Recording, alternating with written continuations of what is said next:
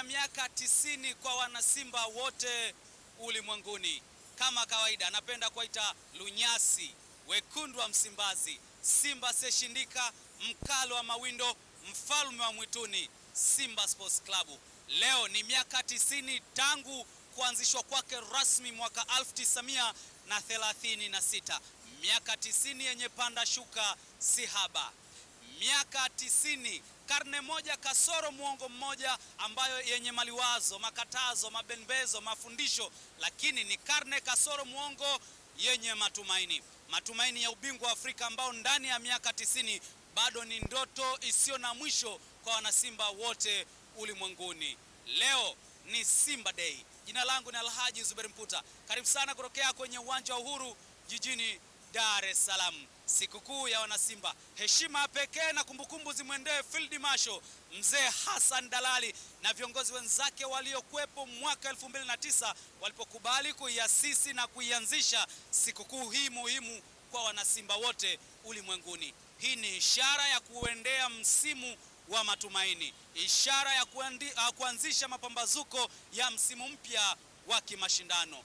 Leo tarehe 8 ya mwezi wa 8 mwaka 2026 ni matumaini mapya kwa wanasimba wote kupelekea msimu wa 2026-2027. Hapa katika dimba la Uhuru jijini Dar es Salaam, wanasimba wote ulimwenguni leo watapata nafasi ya kushuhudia jeshi lao la mnyama mkali wa mwituni lenye jukumu la kuitetea nembo ya nyekundu na nyeupe kote ulimwenguni kwenye mashindano yote ya msimu wa mwaka 2026-2027 likitambulishwa hapa. Siku kama ya leo mwaka uliopita iliitwa the season to remember. Alizungumza kauli hii mwalimu wao wa siku hizo, Mwalimu Fadlu Rahman Davis. Sasa wako chini ya Mwalimu Steve Barker. Yeye na Fadlu Rahman Davis wote ni waalimu kutokea South Africa. Itakuwaje? Ni jambo ambalo tunasubiri, ingawaje wanasimba wote wana matumaini na Mwalimu Steve Barker, ukilinganisha na miezi 6 ambayo amekaa ndani ya kikosi hicho akikinoa kwa matumaini makubwa, akishinda mataji mawili, taji la Muungano sambamba na taji la CRDB Bank Federation Cup.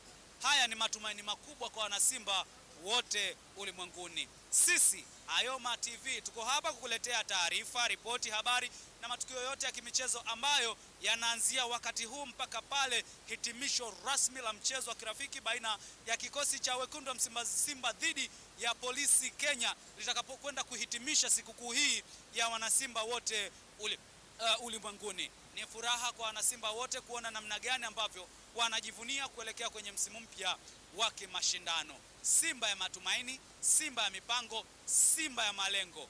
Miaka 90 yenye matumaini kwa kila mmoja. Matumaini na tumaini kubwa la wanasimba wote, iwe sasa, iliyopita na hata baadaye, ni ubingwa wa Afrika.